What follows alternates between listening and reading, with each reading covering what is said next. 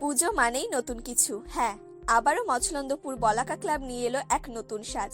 প্রতি বছরই তাদের প্রতিমা এবং প্যান্ডেলের মধ্যে থাকে নতুনত্ব। এবারও তার ব্যতিক্রম নয়। বলাকা ক্লাবের এবারের বিশেষ আকর্ষণ স্বপ্নের ফেরিওয়ালা। সমগ্র মণ্ডপ সাজানো হচ্ছে কাগজের চরকা, সাইকেলের রিং ব্যবহার করে। এই পূজা মণ্ডপের মধ্য দিয়ে দর্শনার্থীরা ফিরে পাবে তাদের হারিয়ে যাওয়া শৈশবকে। ফিরে পাবে সেই সমস্ত ফেরিওয়ালাদের যারা কিছুটা হলেও বিলীন। মছলন্দপুর বলাকা ক্লাবের কালী পুজো এবছর ৫৪তম বর্ষে পদার্পণ করলো। চন্দপুর নয়, পার্শ্ববর্তী গোবরডাঙ্গা, হাবড়া, বসিরহাট, বাদুড়িয়ার সমস্ত জায়গা থেকেই দর্শনার্থীরা আসে।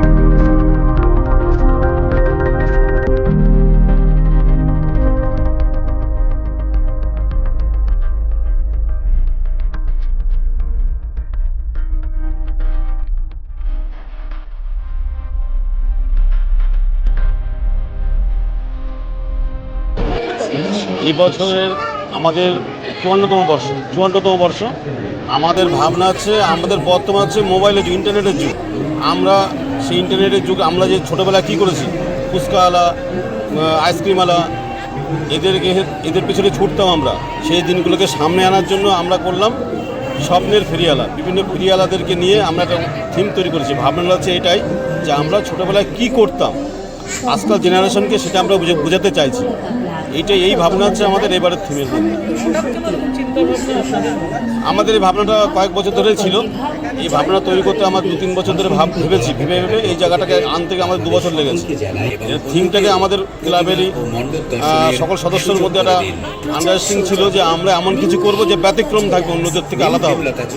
এই স্বপ্নের ফেরিওয়ালা, এটা আমাদের ব্যতিক্রম থিম। আমাদের প্রত্যেক বছরই দর্শনার্থী আমাদের এই মাঠটা বেশি হয়।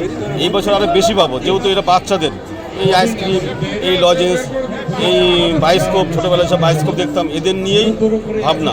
যার জন্য ছোটরা খুব আপ্লুত যে তারা বাবা মা গার্জিয়ানদের নিয়ে আসছে যে আমরা এই ফেরিওয়ালা থিমটাকে দেখব।